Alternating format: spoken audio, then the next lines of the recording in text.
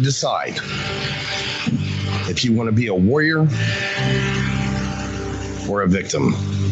Denial is not a choice anymore.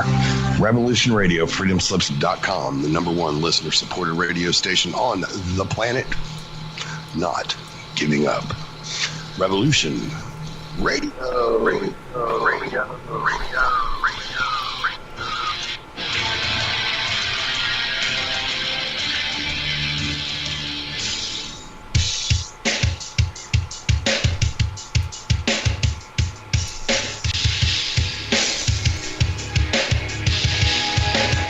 Enter into a world unseen on Raven Star's Witching Hour.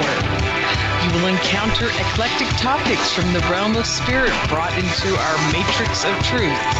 With your host, the Solaris Blue Raven, Solaris will bring you an array of unique guests covering topics from ghostly spirits to amazing anomalies, covert technology, UFOs, and shadowy global events. And that's right here, Revolution Radio, freedomslips.com, Saturdays, midnight till 2 a.m. Eastern Time. Revolution Radio, where information never sleeps.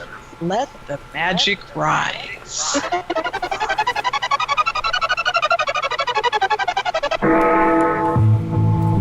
Galactic Interstellar Council on Revolution Radio Studio A, Fridays at 2 p.m. Eastern. Join us as we traverse the starseed paradigm,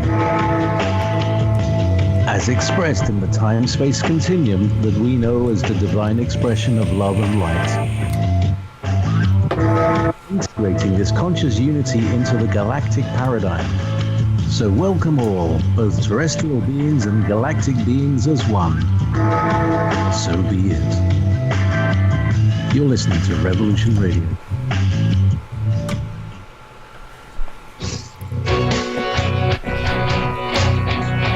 All right. Thanks for listening while we take that short break here at Revolution Radio, freedomslips.com. And yeah, we're going to get back to your host.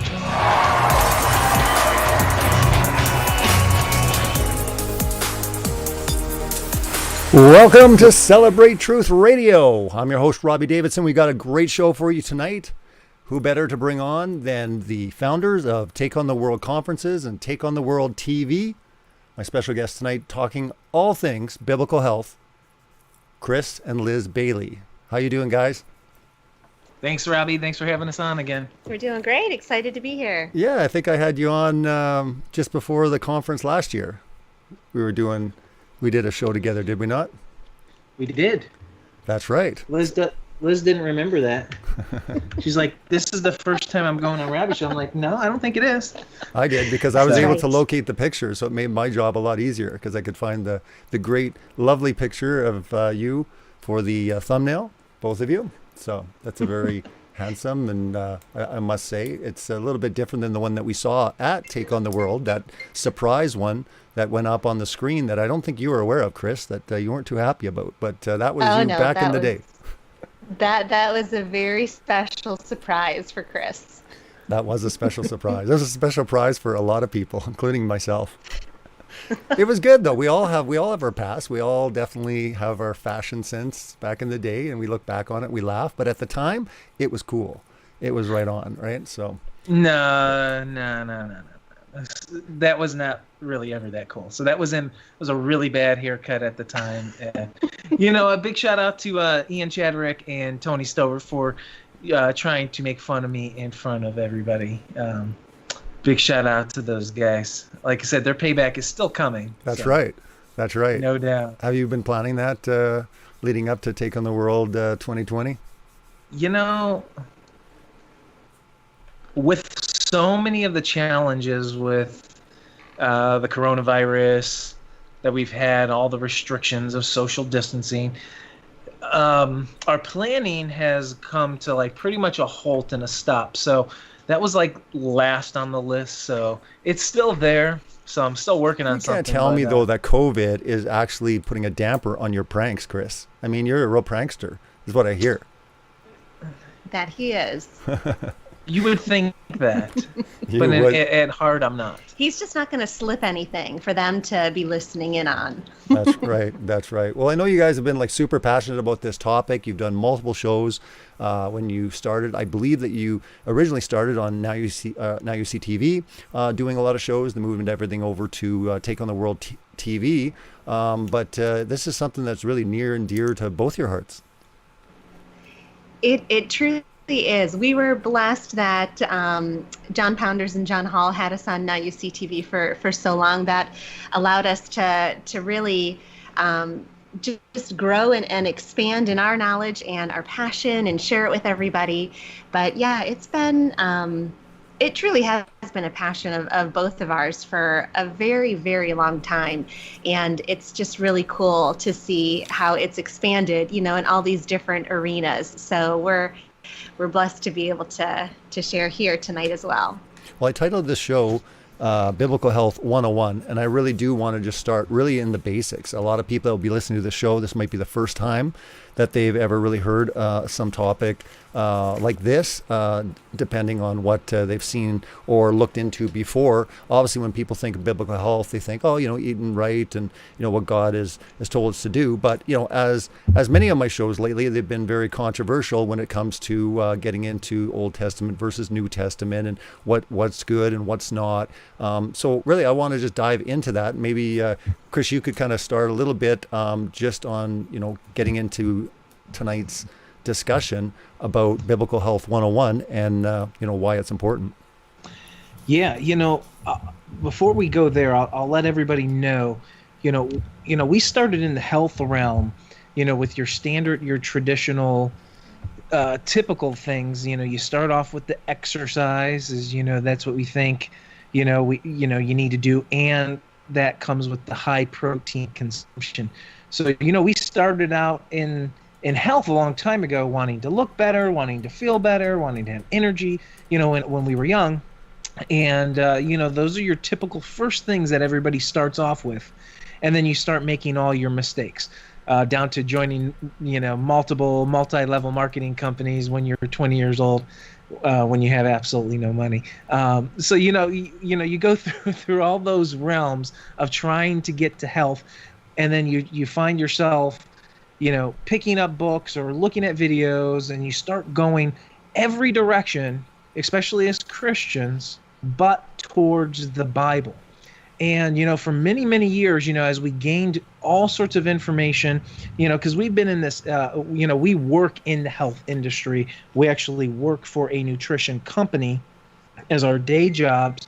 And we've been in this realm for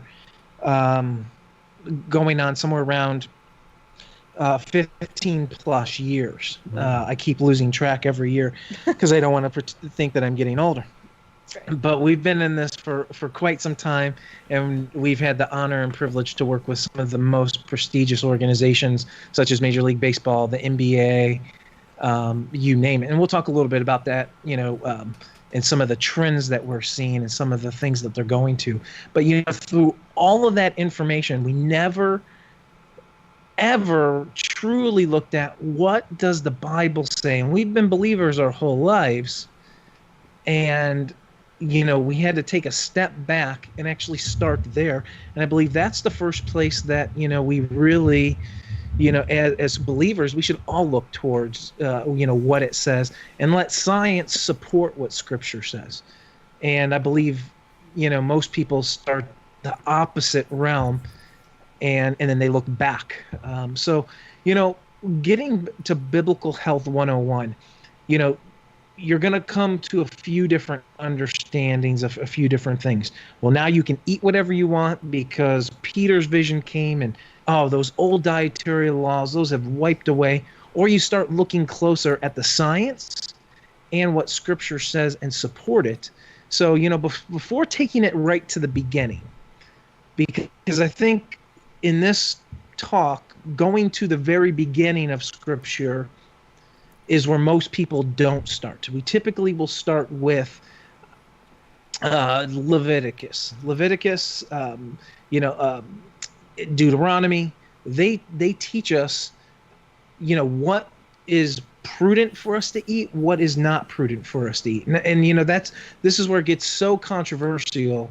And in hour 2 or whatever, we can start going down that realm of why we should stay away from specific foods scientifically, peer-reviewed research, the things that we knew well before we knew even in Scripture. We may have known, well, Jews don't eat this, and we understood that, but we never understood it all the way around. And so I think trusting His Word first is the first most important thing. So I want everybody who is a believer, who's listening to this, to start that way. He has all the wisdom. The wisdom of men is foolishness. So even when it comes to really well-respected doctors, scientists, peer-reviewed research, the wisdom of men is foolishness. Now, that doesn't mean everything that they're saying is incorrect or wrong, and not that we can't glean from those things. But I'm going to challenge everybody in this is to look at truly what the Scripture starts to say. And so we get a few specific instructions in the books of Leviticus and Deuteronomy that tell us what animals, specifically animals, what we can and cannot eat, what we should and should not eat. And, obviously that starts with, taking away bacon from your plate, which is, the biggest thing that, people want to fight right off the bat. Your bacon, your shrimp, any of those bottom feeder animals. God is a God of all wisdom, and how He created design. He created it perfectly. Animals included. Those animals aren't a mistake. They are precious to Him. They are precious to us as the cleaning of the environment. They are very vital to His whole entire ecosystem that He's developed. And yet those specific things are full of nothing but toxins, parasites, and carcinogens that our bodies cannot break down or truly handle especially with long-term eating, multiple consumption of those things. And I'm going to preface this is teaching us a bigger lesson than a list of do's and don'ts. And that is the biggest thing that most people miss in this regards, because they look at this as a list of do's and don'ts, and it has them chasing gelatin down every ingredient and following it legalistically, instead of understanding what these are truly meaning and what they are truly teaching us spiritually. And they teach us something extremely vital and extremely important. So I'm going to end the opening part that way, and we can move on. But that is, the very first thing that we see after the fallen state of the initial aspect of the garden and the things that we're going to talk about coming up. Sure. And over to you, Liz. Maybe you can kind of just briefly talk about, why you believe this is important, and, just kind of open the discussion. Sure, absolutely. And, just to expound on what Chris said, God created everything from the very beginning of time. So the Creator is telling us what is best of His creation, and if we really look at it from that point of view, then anything that man does, just like what Chris reiterated, the peer-reviewed science and top doctors and officials of today, they didn't create these animals. And our sciences, what we know of God's creation, is just the very tip of the iceberg of it. We are still discovering bacteria that nobody knew about before. So we know so little truly about the ins and outs of God's creation that we need to go back to the Creator and what His Word says and what He deems to be the best for us. That is where we need to go back to, not just look at men of today, because our knowledge is just so limited when it comes to nutrition. So I think that's a really big, vital point. Robbie, you do such an amazing job of exposing the sciences of today, and all that same foundational work of, exposing scientism and all of that can be said for the whole entire food industry of today.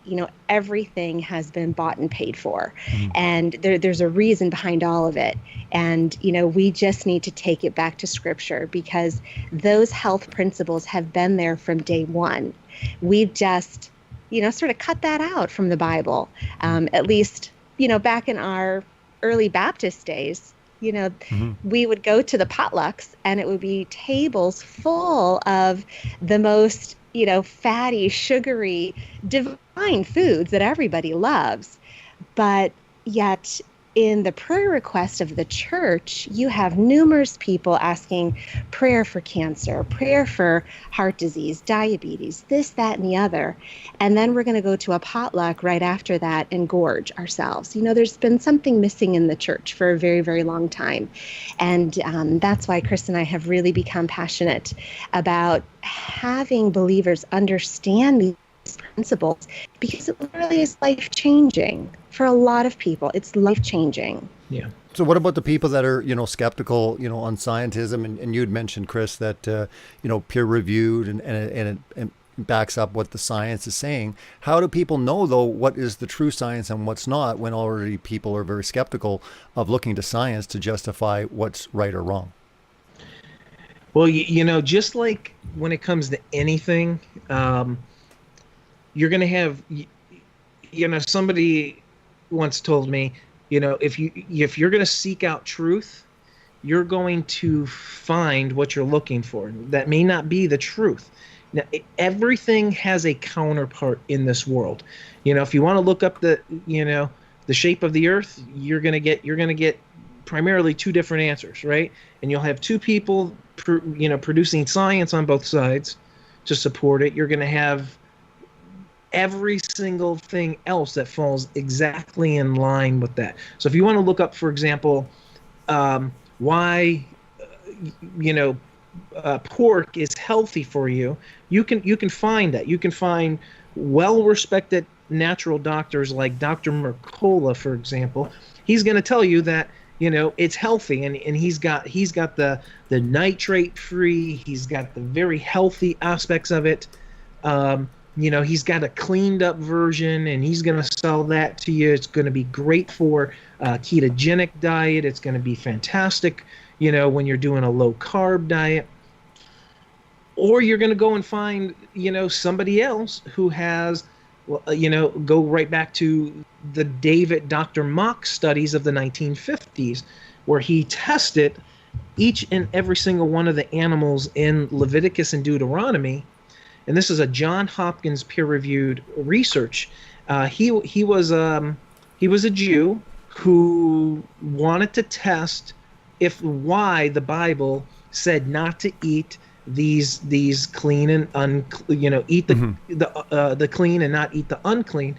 And so when he did this study that you can readily find and it's easy to find, what he discovered that all the unclean food was full of toxins. So he did a toxology report on all of those specific animals, and then he did one on all of the clean animals that he could find, and how all of them were virtually toxic free.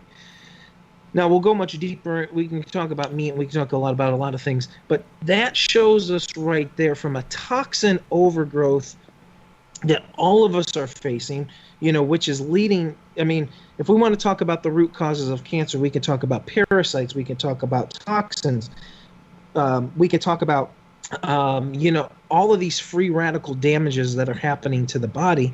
And we see that they are closely correlated to these specific foods, especially we can see this when you go over to third world countries. See, here in America, we don't think we're eating unclean because, in other countries, sorry to interrupt, but has anyone ever done like a study based on people that are eating clean versus unclean and kind of been able to see? Because you had mentioned, as far as cancer and stuff. Now, don't get me wrong.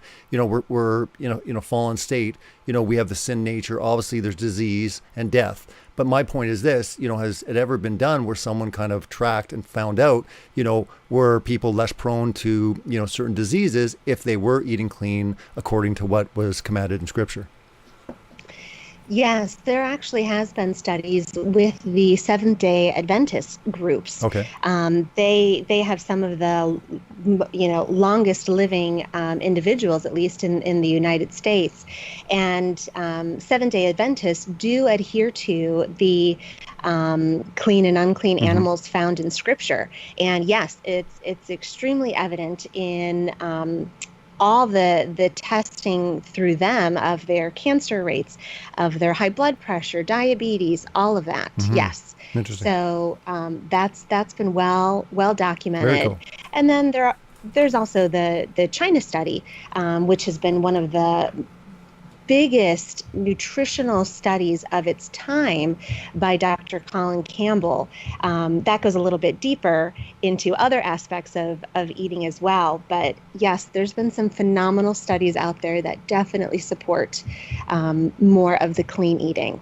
Very cool. Go on, Chris. Yeah, continue on. Well, one thing that I wanted to take it back to was, when it comes to Scripture. So I started off in Leviticus. That's where we get this very specific commands, right?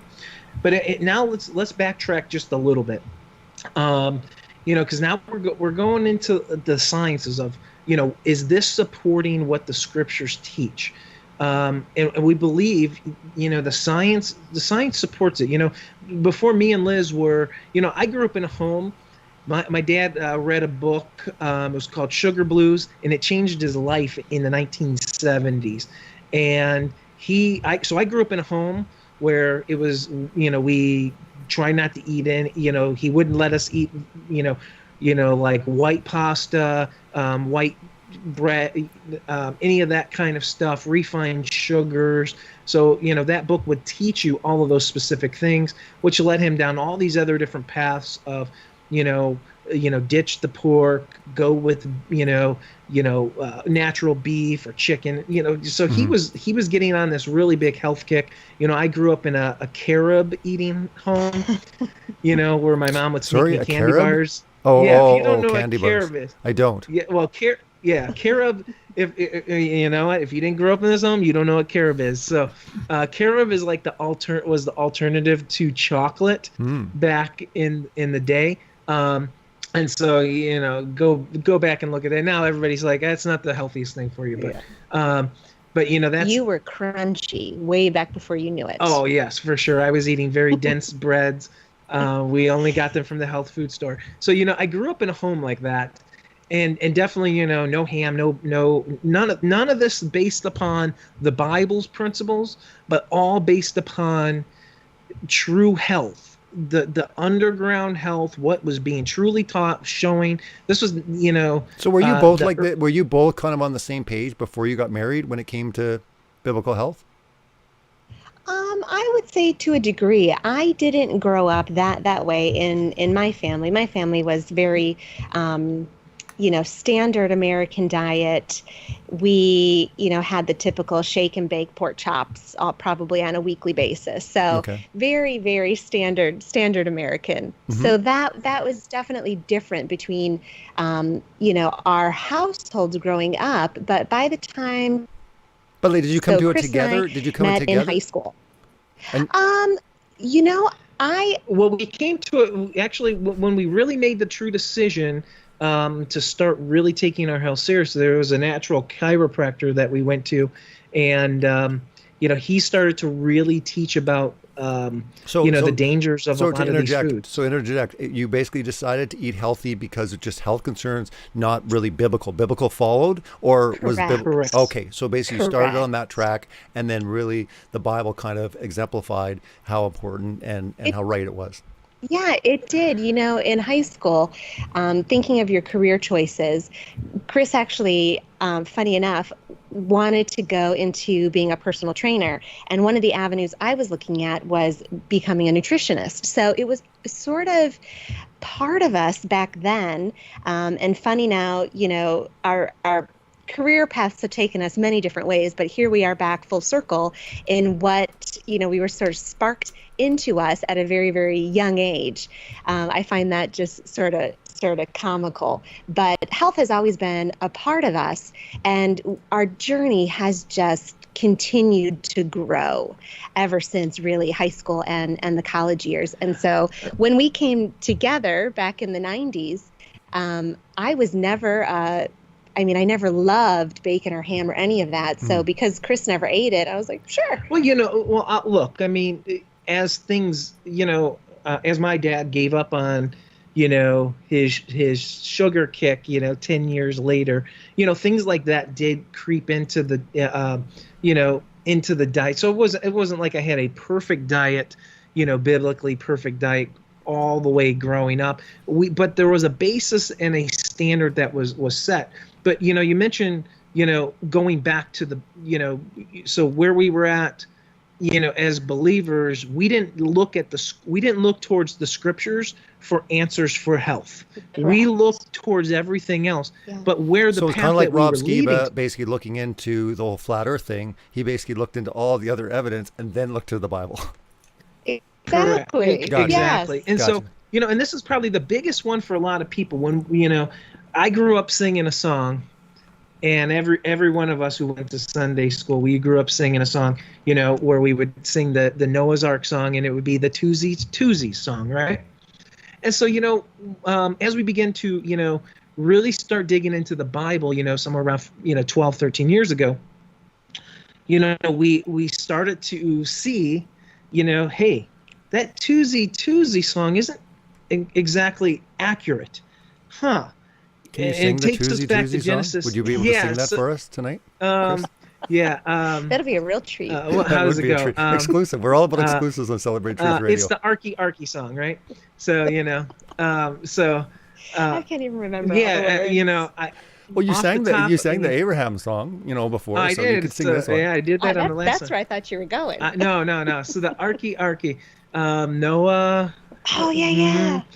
Build him an Arky. Yeah, and then Oh wow, we got a duet here. This is an exclusive for sure. To build him an Arky, right? That's how it goes. Yeah. Yeah, and then send them and the 2s by 2s. So look, we're just butchering it. Yeah. So there's a bunch of those songs, but so Genesis 7:2 says, "You shall take with you of every clean animal." Okay, this is before Leviticus and Deuteronomy, so before the law was given.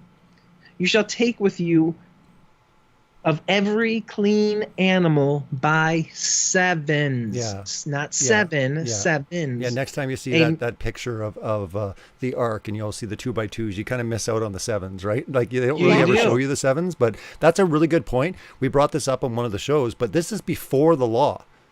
And already, what do you think that they were eating on that boat?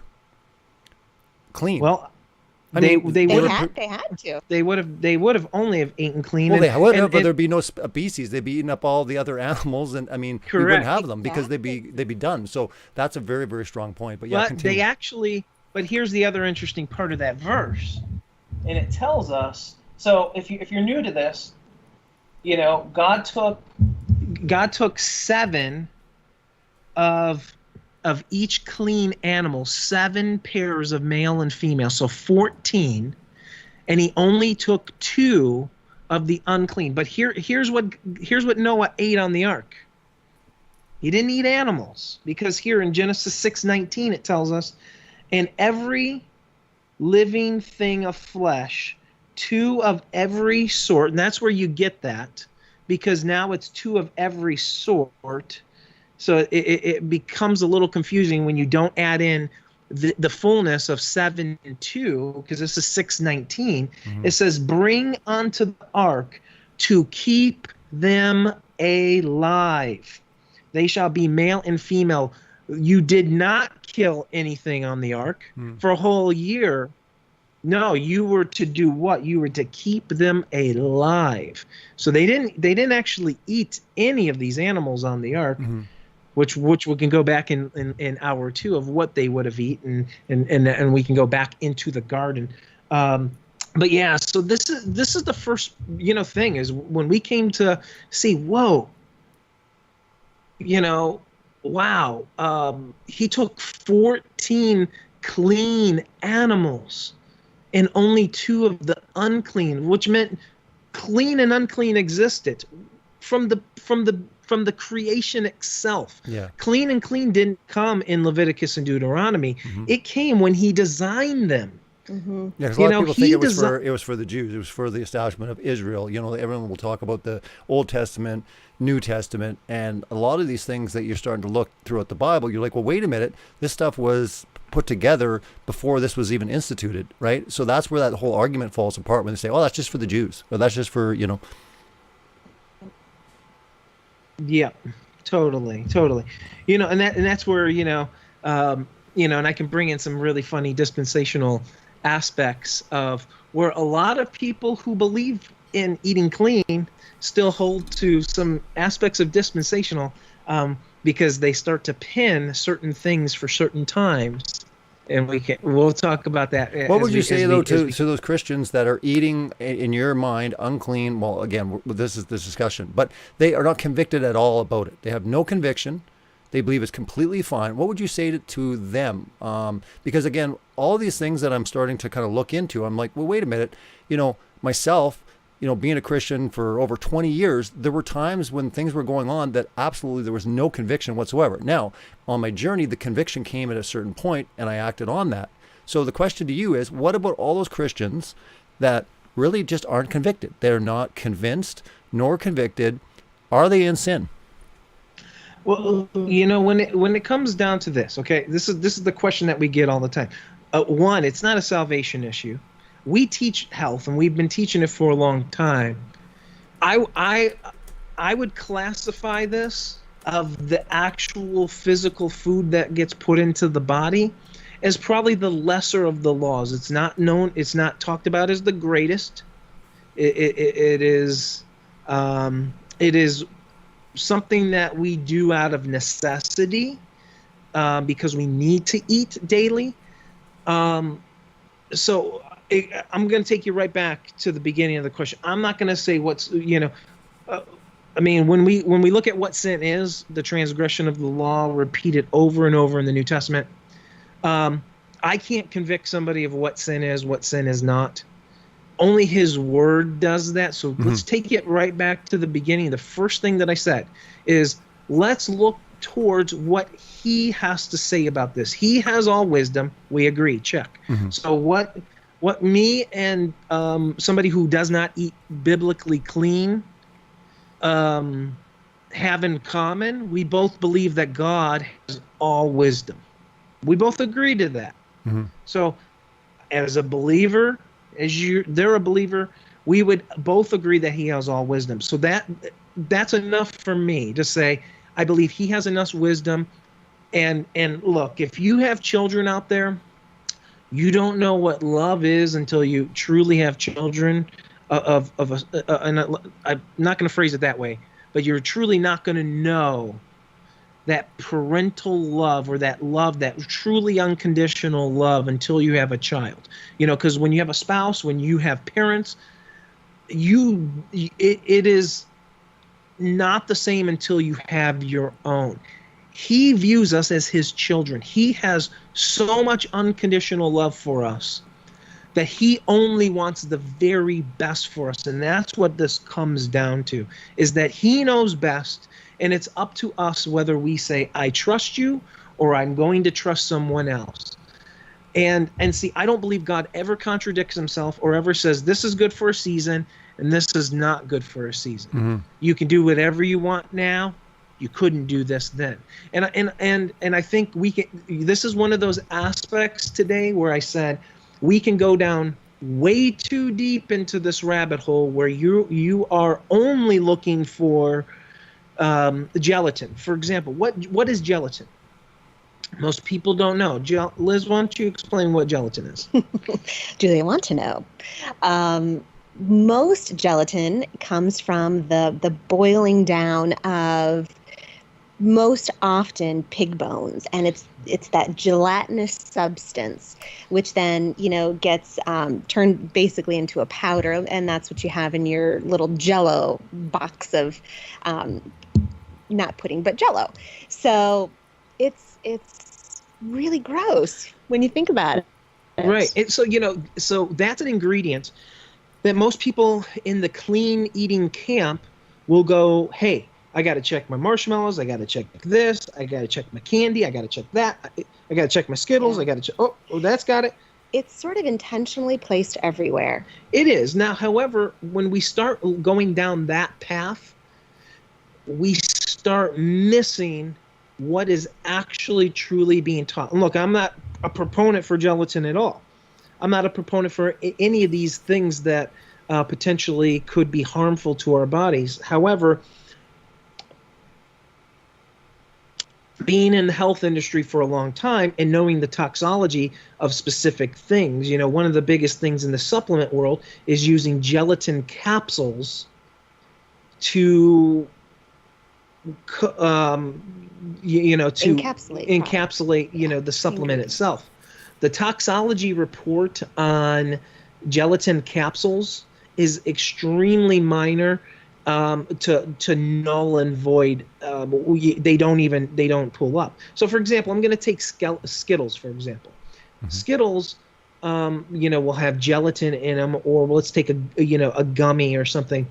When you start looking at either the high fructose corn syrup, or we start looking at the red dyes, the blue 40s, the yellow 5s, the list goes on and on and on. All of these specific things that are so detrimental that pull up on toxicology reports have shown all of these things.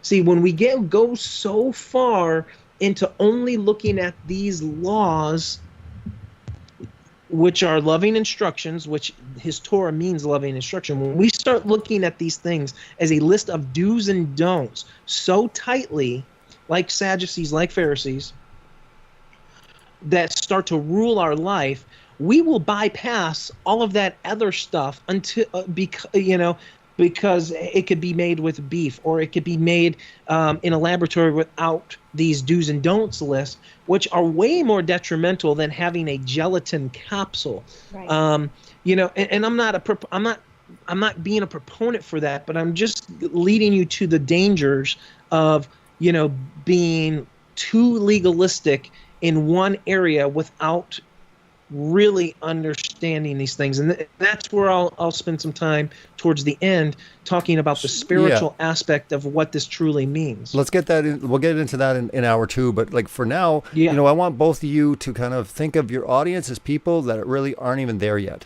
They're just not convinced, and it's basically making that argument from Scripture why there is that differentiation between clean and unclean, and then kind of go into that argumentation. That's what I think would be really beneficial for the people that are listening in, that are just like, hey, this is a new concept to me, or what do you mean? There's some animals that are unclean. I don't get it. Why is seafood bad? That type of thing, right? That's what I want to focus more on that. And then in hour 2, we can go a little bit more into depth for maybe people that are already, adhering to that. But I think it'd be really good, for the next half hour, just to kind of dive into just a real basic 101 for people that, are just like, I'm not really sure and I'm not really convinced. Convince me.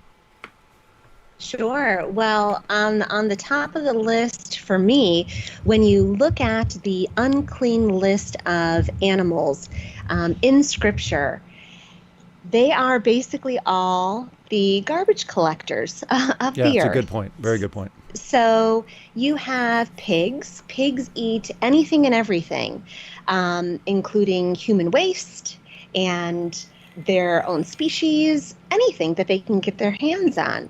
Same goes for catfish and shrimp and all of the bottom feeders of the ocean. They eat the other creatures' feces and anything that collects on the bottom.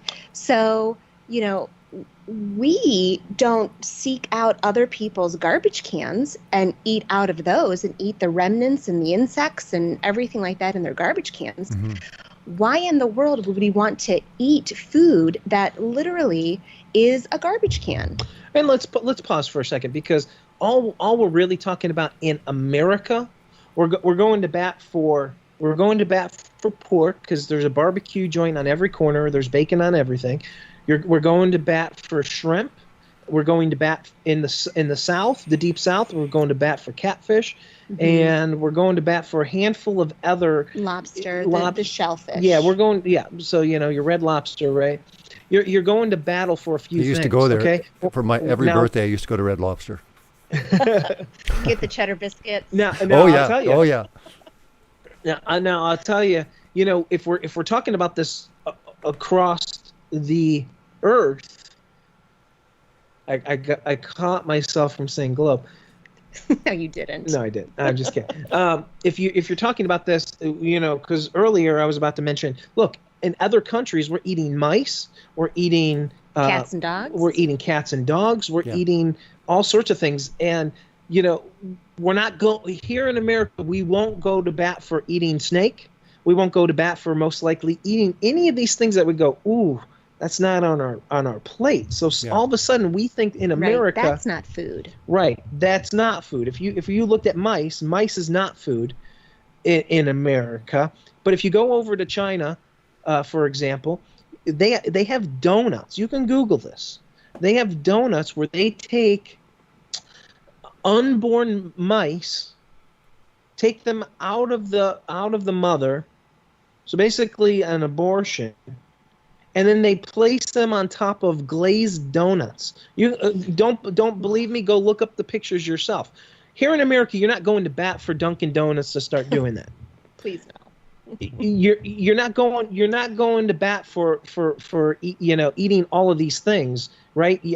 So maybe some people in the South are battling, you can eat snake and it's a great prepper food or all these things.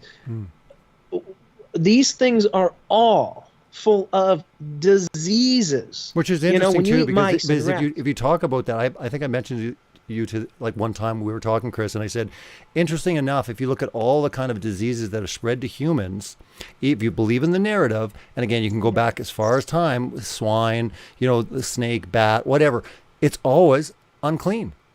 I have yet to find something, and again, that would be kind of one of those things. If this was a spiritual war, Satan was behind it, you think that he would try to actually manipulate it and actually create a lie saying it was from a clean animal. But I just find it interesting how all these bad diseases that affect humans originate from unclean animals. Go ahead, sorry to interject. I just wanted to mention that. Mm-hmm. Well, and let's go back and look at the pig. We're not going to bat for bat soup. Yeah, we're not going to bat for bat soup again, right? So let's go back and look at the pig, right? Pig, hey, it doesn't have sweat glands. So what does that mean? Well, sweating is how we detoxify, naturally detoxification. So the pig, how does it stay cool in the summers? That's why if you own a pig pen, those things, you go out and you spray that mud down and they're going to roll themselves in that. Just like elephants, just like some of these other animals, who their cooling mechanism is to go down and cover their bodies in dirt and in mud as a cooling mechanism, because they do not have the ability to do that. If you go back to how the earliest formation of America, how they used to clean out fields was they would bring in the pigs, and they would, because the fields would be full of especially in more of your southern states, Tennessee and below, you'd be full of lots of rattlesnakes. So what would they do? They would go in and clean out. They would go in, clear out the area, and if the pigs got bit by a snake, the venom wouldn't affect them, because they are already so toxic already that the snake toxins, that are poisonous, have no effect on the pig. So that's how they used to clean out whole areas and get these ready, for their. So there's so many uses for these animals. They are the garbage eaters of this world, and that comes with another aspect. Parasites they are a part. Why are pigs so full of parasites? Because how God designed them is that their digestive systems operate with parasites inside of them. Let me say that again. They are designed to have parasites in them. So why would you cook an animal and say, well, if you cook it So here's the counterpart to that. Well, if you cook it well enough and you do this is why you don't want to eat raw pork, because it's full of parasites. Everybody knows it. But if you cook it properly, if you cook blowfish properly, it won't kill you. But if you don't, it will kill you.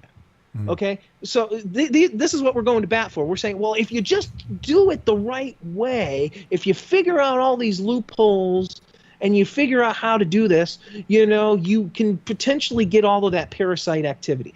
I'm going to tell you right now, we've not been eating pork for a long, long time. We did a live blood analysis and a dried blood analysis, and what pulled up on Liz's charts, because of her shake and bake pork, her Easter ham that she used to eat 20 years ago, those trichinella worms still appeared in her system. Trichinella worms, the most likely source of that is most likely pork. I tell you, I got them out, but we saw them on the screen. And you saw them on the screen. Now, we could talk about parasites for days, but, this is the thing. It's not like it's a quick shot. These things come in and stay, stay for a short time. They embed themselves. They breed others. They lay eggs. So only unclean animals carry parasites, correct? Well, not always true. That's what I'm saying, right? I mean, this is the argumentation someone would say. They'd be like, hey, wait a minute. You can find parasites in a lot of stuff. What's the big deal? Why are you making, pork such a big deal? I mean, parasites are parasites. We got tons of stuff living in our body too. You're not going to have. Well, see, for example, when it comes to the cow has the multiple stomachs for the proper digestion. They are not designed to have parasites living in them. Could they? Yes, of course they could, but they're not designed. Every pig will have parasites in them because it's part of the design. And there's specific parasites inherent to certain animals and certain foods that can ultimately cause more deadly diseases in the body if they, continue to stay and breed in the body. So, there's definitely a difference there, multitudes of different classifications of parasites. Well, it's like this. We all have dogs. We don't have a dog, but America, we all have dogs. Scripturally speaking, what does this tell us about the dogs? It's like the dog who returns to its own vomit.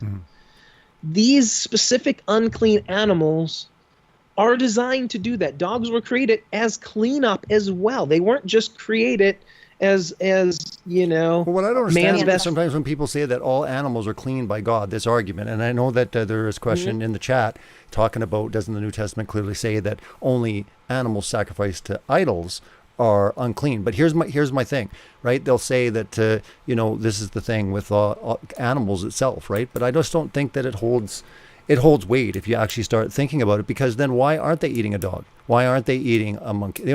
Like why would they limit the animals if all things are clean and good, right? Why are there certain things that are kind of like, no, I would never eat that? And I mean, most people that hold to that argumentation definitely would say, oh no, I would never eat that animal, right? That would be gross, or that would be wrong. But why is it wrong if all animals are good? If the argument is that all animals are good for eating, well, why wouldn't you?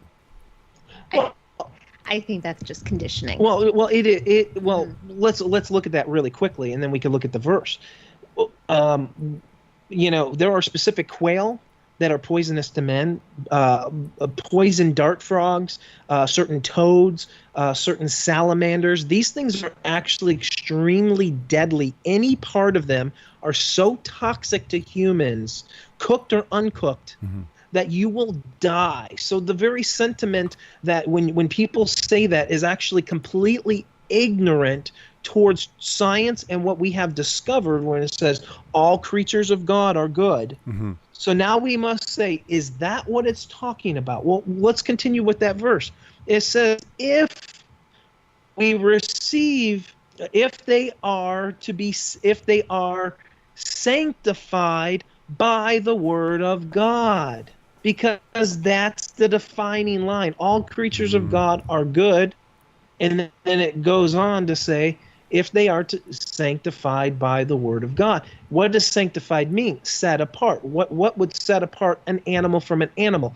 Well, the only place that we can go, forget Deuteronomy, forget Leviticus, because you just threw those out because those are for the Jews. Let's go right back to Noah and Genesis. What is the defining line? What is sanctified? What is not? Clean and unclean. Yes, good point. I took 7s. I took 2. That's where we go back with this. And scientifically, you would, community-wise, if you actually brought that argument that all creatures are good, eating scorpions, eating all parts, that would mean all parts. Well, let's say all animals that aren't poisonous and will kill you. Let's narrow it down from those animals. Which, I mean, I'm sure someone could say, well, we're not saying every animal, ones that are just clearly going to kill you, but an animal that won't kill you, no matter what, they've been sanctified. All the animals are clean now. That argumentation, because I mean, I would have used it. I would have used it on you, like 2 years ago, maybe 3 years ago, saying, hey, wait a minute, you're saying this, but obviously, duh. I mean, if it's going to be poisonous, right, and kill you, probably you don't want to be eating it. It would make no sense. So let's talk about the animals that won't kill you. Yes. So when it comes back to the animals that won't kill you upon consumption, right? They are killing us. Heart disease. They are killing us. Diabetes. They are killing us. Parasite takeover. All cancer. I'm going to tell you this. Almost every single cancer is directly related to parasite activity in the body. No doubt about it. From all of our research that we've shown, is everything happening within the body goes right back to some sort of form of parasite takeover of the body. We're going to talk about free radical damage. These things are extremely high in free radicals. They are extremely high in toxins. Toxins aren't good for you. So if you want to say it's not going to kill me, it's not going to kill you fast. It's going to kill you slowly. Correct. This is the principles that we're trying to learn. Now, look, should you eat red meat all day long? I'm going to sit and tell you no. Now, carnivore diet people that are on all meat diets, they're going to say that's the best thing for you. Well, we'll go into that in another point, but. Yeah, I do want to bring that up, especially for someone that sticks to, looking at their biblical health, and they choose to say, I want to be a vegetarian, right? I don't want to eat meat at all. Well, then how do you justify that when God clearly set apart clean animals for consumption, and yet you're going to the point of saying, no, I don't believe that I should eat animals at all? I mean, how does that argument fit into it? Yeah, you know what? I would say that would be save that, because that's going to be good for that's going to be great for hour 2. Okay, because look, you are talking to people who eat only plants. So how do we justify that within Scripture? Sure. Well, that's what I mean. I've always kind of looked at that, because I know that there are people that choose to be that. But again, it's like, then wait a minute, this whole argumentation of clean and unclean animals, and we're making this whole case based on here's good animals to eat, right? And then you've got people that are like, no, vegetarians, meat's bad, right? So we will talk a bit about that in hour 2. I don't want to go in length with it. I just know that it's interesting, and I don't really have the answers. I'm kind of like, I'd love to hear, because I think that obviously, I don't know if you are or other people around you, but like, I'm sure that you know people, or you are, and that's an interesting dilemma when you're talking to people and you're kind of saying, hey, these are clean animals, but we're not. But it may just be a personal choice, right? If it's a personal choice, that's fine and dandy. But then, to me, it's a little bit more difficult. We will get that. We'll get into that in hour 2 for sure. We will, because we're going to be coming up. Well, to get back to the animals, Liz, did you want to have any specific things on specifically why, why we're going to bat for a few, and then continue that conversation there? Well, I think you covered a good portion of it. And Robbie, just to go back to your question, just to spark a little bit of interest for hour 2, sure. in our research, because this has been a journey for us. We didn't start all of this from the get-go. It's been a slow process, and we've come to this realization that in Scripture, when it comes to diet, there's definitely a good, there's a better, and there's a best. Gotcha. And that's what we can expound more on as we can continue this discussion. Yeah. But in regards to the clean and unclean, I know for me personally, when I understood that what we eat of an animal is a byproduct of what they ate, I want that to be the cleanest source possible, because I don't need to take in any more toxins. We have enough of that we get through our environment outside of food, that we don't need to be consuming garbage. What's the five cleanest animals in your opinion, Liz, for consumption? Okay, so I would say that's a tough one, because I know a lot of research on a lot of different meats, and I would choose not to eat them. But that's fine. But you don't. I'm not saying you choose to eat them. I'm just saying in general, your opinion. What is your top five that you just throw out there tonight? My top five would be, I would probably label the top one being turkey, and then I would go to chicken. And we're talking just meat here, correct? Sure. Just meat. Yeah. I would probably stick to 3. Okay. Unless three's you can fine. add in No, 3's fine. I don't want to put you on the Chris. spot where it takes a lot of time. It's like telling Chris to give me your number one album of all time. It would take him like 2 hours. Yeah. For sure, for sure. I mean, I would rank the top most common meats of the clean being turkey, chicken, and beef. Okay. Those. What about you, Chris? What about you, Chris? What's your top 3? Well, let's just take that back really quick. I had a point that I wanted to make. Sure. When you look at the clean and the unclean, the differential point is that you're going to see that in most cases, okay, in most of these cases, there's a few that aren't necessarily in here, but as a general rule of thumb, the unclean animals eat meat. Yes. Okay. Yeah, it's really good. And it's the really good clean point. animals eat plants. Yep. So we're taking it right. It's always coming back to plants. Who eats plants? Now, is that 100% confirmed? There's not one unclean animal. There's not one clean animal that eats meat. No, there's not one clean amazing. animal. That's pretty amazing. I was actually thinking that a while back, and it just kind of hit me, and I'm like, whoa, you know what I mean? Like that really separates. Have a few hybrids. There's a few hybrids in the mix, like a rabbit, for example, which is unclean. That primarily has been known to nibble on something, but keep most in mind, likely we're not animals. The whole argumentation is like, look, they don't eat animals, right? So I want to be a vegetarian as well. But I'm like, listen, we're not animals. This whole idea that we're just animals, we're not. We're completely separate and unique. Right. Yeah. Yeah. So we would be more of that hybrid. Our teeth actually mimic those of herbivores more than carnivores. So if you actually look at the teeth of a human, they mimic an herbivore. And so, when we're eating herbivore animals, those are the clean ones. So you look back at who's eating death, okay? It is these unclean. Not only, and I believe there's a spiritual connection to that as well. They were designed that way. The wisdom of God is everything, and the wisdom of men, me included, is foolishness, okay? So we're trying to keep what his word says as the primary focal point, and let the science and all the other things that support what he says go, yes. And if it's contradictory to them, then you might as well throw out the Bible, okay? So, because we're really not talking to you anyways. Real quick, because we're coming up to the break, just a couple questions in the chat. What about bear meat? Bear meat. Well, that would be unclean. Yeah. Why would it be unclean? Why is it unclean? It is extremely full. The digestive system.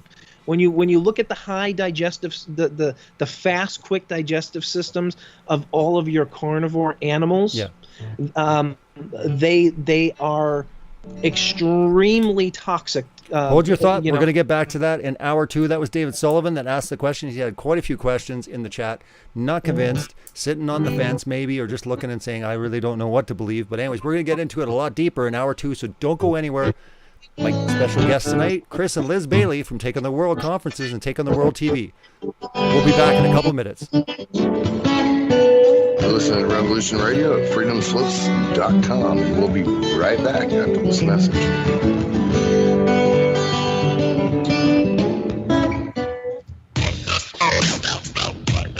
Thank you for listening to Revolution Radio at freedomslips.com, the #1 listener-supported radio station on the internet.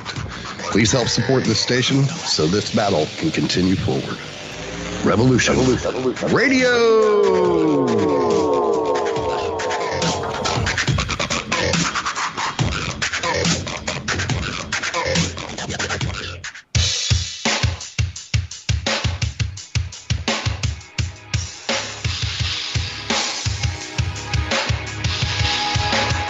Enter into a world unseen on Raven Star's Witching Hour. You will encounter eclectic topics from the realm of spirit brought into our matrix of truth. With your host, the Solaris Blue Raven. Solaris will bring you an array of unique guests covering topics from ghostly spirits to amazing anomalies, covert technology, UFOs, and shadowy global events. And that's right here, Revolution Radio, freedomslips.com, Saturdays, midnight till 2 a.m. Eastern Time. Revolution Radio, where information never sleeps. Let the magic rise.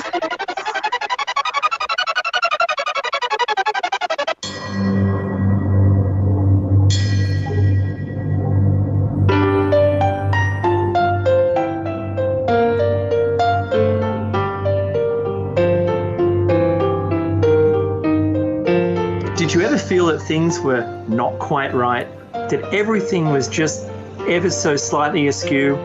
Do you have, to paraphrase Morpheus, a splinter in your mind? If you're interested in hearing the latest information about UFOs, the paranormal, Ancient cultures and structures, monatomic elements, longevity, fantastic discoveries in science, downloaded to your brain, then tune into us. Hi, I'm Dave. and I'm Mackie. And we are Shiny Side Out, Sundays 2 to 4 a.m. Eastern. See you then. Revolution Radio, freedomslips.com. You don't need to expect us. We're already here. I want to thank everybody for listening to Revolution Radio at freedomslips.com, the one place where information never sleeps. Revolution Radio.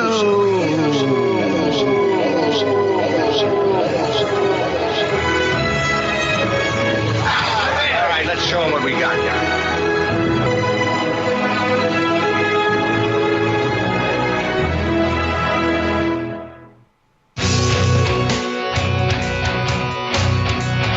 All right, thanks for listening while we took that short break here at Revolution Radio, freedomslips.com. And now we're going to get back to your host. Welcome back to Hour 2 of Celebrate Truth Radio. My special guest this evening is Chris and Liz Bailey from Take on the World Conferences and Take on the World TV. You can check out their channel on YouTube and more information. And we'll get to the links in the description as far as the end of the show. But we were talking just before the break and getting into certain animals, and we'll kind of move through that fairly quickly. Some people were talking about fish, and yes, fish is good. Clearly, it talks about different things, and you can maybe give it a little rundown when it talks about things in the sea. Liz, maybe you can kind of explain a little bit, like how does someone know that something's clean or unclean in the sea? Sure, yeah. All of the fish that has scales, so that they are the clean. Now, personally, I would take that a step further, and I would also look at the fish of those who are known to carry higher levels of mercury. You know, the oceans are not clean anymore, so there's a lot of toxins that fish take in just through our pollution of everything of the oceans. Now, you do want to look at more wild caught rather than the farm fish, because a lot of farm fish are fed unclean things. So going for the wild caught, you know, and looking at the toxin load of the fish that do have scales, I think is definitely most important. Even back when we did eat meat and all of that, both Chris and I were never a fish eater. I think our main experience our noses told us no. Well, not only that, you know, we just grew up on the Van de Kamp's breaded fish fillets. Yeah. That was it. That was our extent of seafood. Yeah. No, it wasn't, because I'm going to tell everybody a little secret, which we may have shared before. We were both addicted, okay, before we got on our health kick, when we were in our health kick, our start, remember, all we did was exercise, and all we did was eat high protein. So the other food consumption was just calorie intake. You know, it was all part of the building muscle process. It was all this. And we loved ourselves some filet of fish. That's and true. we loved ourselves some Long John Silver. So, you know. That is true. So, Yeah. you know, we are not, hey, we know your taste buds because we lived it and we loved it. Yeah. And we would go and get the family pack at you know, on a Sunday after church. We would That's go true. and get a family pack of the the family pack of the Long John Silvers, and we would go to town. So, you know, hey, we get it. We Yeah. know it tastes good. Well, I love Load it up with fish, tartar so I'm sauce. glad I don't have to give it up. I would say with this topic, though, and again, even if it wasn't, I mean, I could give it up. I guess that's the point, that it wasn't that I got to a point where I researched and convinced myself. He told me to give it up, therefore I did, right? I was obedient to what he commanded me to do. But for years and years, it was really never on my mind. I think with this topic, though, because it goes a lot deeper than just clean and unclean, we're getting into like Torah and all these different aspects. It's almost like a light switch, you know? It's almost like, you know, the whole flat earth thing where all of a sudden you just get it. And it's hard for me to articulate that, but it's just the minute kind of that light switch turns on, you don't need all that convincing. You don't need all the science backing. You don't need to know about parasites. For me personally, I'm just like, I get it. It was there all along. I just couldn't see it. Now I can. Thank you, God. You know, so for me, would you guys agree that, you know, for a lot of people, this is something that all of a sudden it's just like that light switch goes on. They're like, I get it. I get it. For you know, for a lot of people, yes, and for a lot of people, no, because it comes back to this. I don't really think God cares about what I eat. I don't really think God cares that much about this. Yeah. I'm going to tell you this. God cares so much about every single thing that he does. He's even numbered the hairs or the lack of them on your head. You know, I still have hair on my head, Yep. so everybody can make a joke because I have to shave it off all the time. So it's still gross, but he They're all numbered too. he has a design and a plan for every single thing in life. There is a right and a wrong way. There isn't a gray area. There is his way or there is not his way. That's what it comes down to. And there isn't like, oh, well, you can go ahead and just do whatever you want over here. If you do that, you have the right to do that. We aren't robots. If you want to say, hey, I can eat whatever I want, you're right. You absolutely can. That doesn't mean that it's in accordance to what God has for us. Just like this is what I'm going to say. Just because you follow the do's and don'ts list doesn't mean you're actually keeping the law. It doesn't mean that at all. You know, look, when we start to understand what the Torah is and what Jesus came to do, you know, the things that he fulfilled and the things that he shared with us, you know, and I talked about this on the last show, you know, he told us what it is to lust after a woman. You know, when you look at, you know, or to commit adultery, it's to lust after a woman in your mind or in your heart. When you truly seek that person out in your heart or in your mind and you desire them over your own spouse, you know, he's telling us these specific things. Why is he doing that? Why is he showing us the way? If we don't think that there's a correlation, Paul teaches us that the law, he says the law is spiritual. He doesn't say, you know, he says a lot of things about the law, and a lot of people think he says the law has gone away with, the law is dead, the law is bondage, the law is curse. Look, let's take that for example. If this law is bondage, is it bondage to not get parasites? Is it bondage to walk in health? Absolutely. But like I said, just because you think you're doing the do's and don'ts list doesn't mean that you're actually walking in what he has accordance to. The law is spiritual. It's teaching us not only a lesson of here's the basic things to stay away from, because they are the basics. They are what we've talked about are the bare bones basics. Today we have so much more when we start looking at every other thing that is damaging to the body. Everything that we're seeing, you know, he's not only teaching us, he's teaching us how to walk clean to guard ourselves, to protect ourselves, to walk in righteousness according to his mind. And this doesn't just deal with what we put into our mouth. It's what comes out of our mouth, as he references in Mark 7. It's what goes into our eyes. It's what goes into our ears.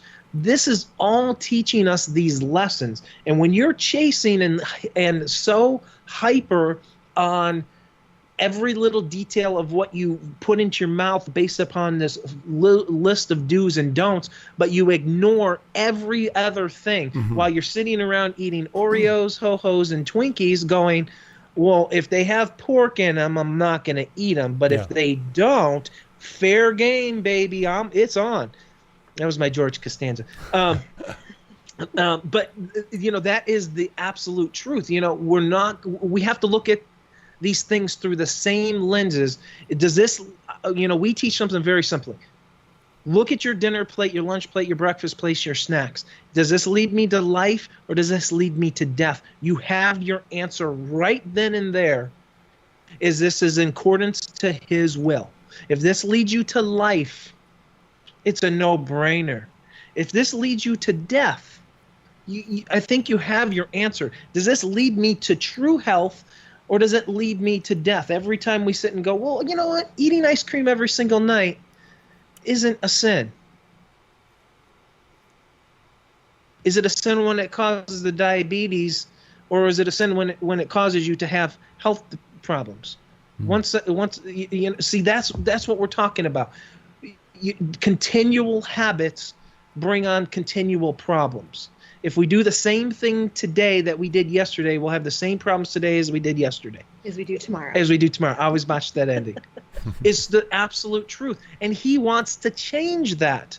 He wants it to be changed in our diet. He wants it to be, the diet is everything we're ingesting.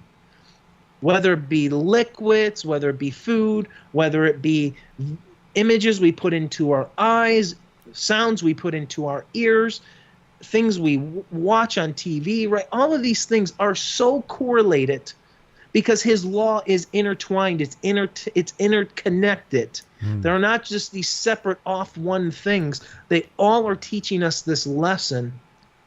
And you know what? I'm going to say it like this too. If we're eating biblically clean, because you can go up to most people who are eating a diet of, let's take a bodybuilder diet who eats rice and chicken as their staple. They don't eat anything unclean. They don't eat anything bad. But what is their goal of eating chicken and rice all day long? It's to lean down, bulk up, and, for vanity. I'm going to say right there, you think this guy is eating biblically clean? Because his real intent, because we know the intention why we do what we do is the most important thing. If you're like me and Liz, when we were eating biblically clean, was it because we wanted to honor God with our bodies? No, it's because we were seeking our health. It wasn't to say, I want health to be a vessel for you, Lord. It was to look better, to feel better. Oh, more muscle definition. It was all of those reasons. And I'm going to say that is not eating biblically clean, even if you're doing and following the laws of the do's and don'ts list. You have to get back to this and look at it through the spiritual lens that this is about and see we can fight God all we want on what we should and shouldn't do. He's already got the answers. It's up to us in our intentions of why we are doing it. Are we loving him with obeying his commandments because we truly love Jesus and truly love what he has done for us on the cross in saving our souls and redeeming our souls from damnation of separation from him for eternity is what he saved us from? Are we going to listen to him, or are we going to fight him and say, well, no, I'm in control of my life. I'm going to do this. So we can fight each other, but stop fighting God. If he said stop eating this, understand why. It's not just to be legalistic. It's not there's lessons, and he loves us so much that we can at least start there, and then we at least can stop being, Pharisees about it, and we can actually learn why he's doing this, and that teaches us such a deeper lesson. Yeah. And like you said before in hour one, that this isn't a salvational topic, in the sense that, people will kind of get bent out of shape, and they'll start, elevating it to a point where they'll start judging, their brothers and sisters, and say, well, you're not as holy as me, or you can't truly be, a follower, a Christian, or whatever, because you're not doing this. So I think that's really important as well. So what you're kind of saying then is, overall, it comes down to your motives and your intentions. Liz, would you agree that really that has to be something that's like a hard check about anything that you do when it comes to health?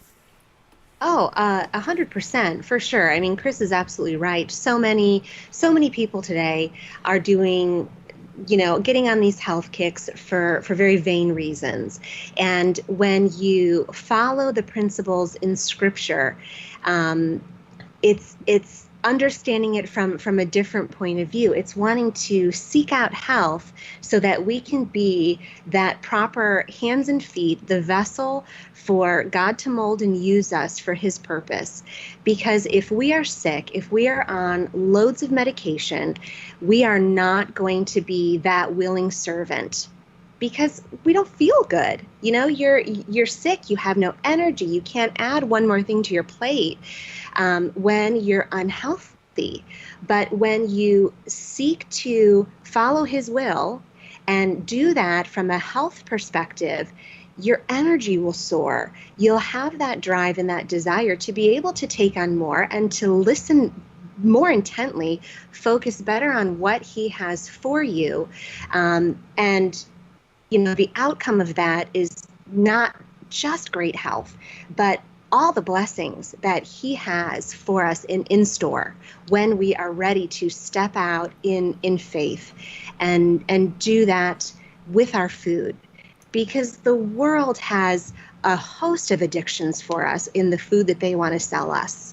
And it's very intentional what they do through subliminal messaging of commercials. Back when we were young, McDonald's commercials were on every single commercial break. It's intentional. The world wants us hooked on their chemical frankenfoods, which does not lead to health. That is going to lead to death and disease. And I'm sorry, but you are not going to be the same vessel for God to use if you continue in that lifestyle. So, Chris, like as far as you're concerned, basically fast food is completely out. The funny thing is, we haven't eaten fast food. We were thinking about it. My son has never eaten fast food. He did once.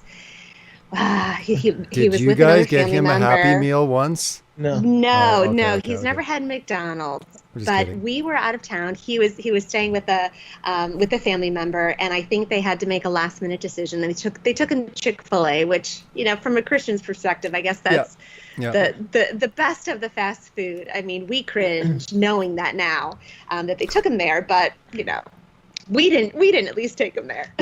So it's probably I been like somewhere Chick-fil-A. around. I actually 20... we don't have them in Canada, so when I'm in the States, I always go to Chick-fil-A.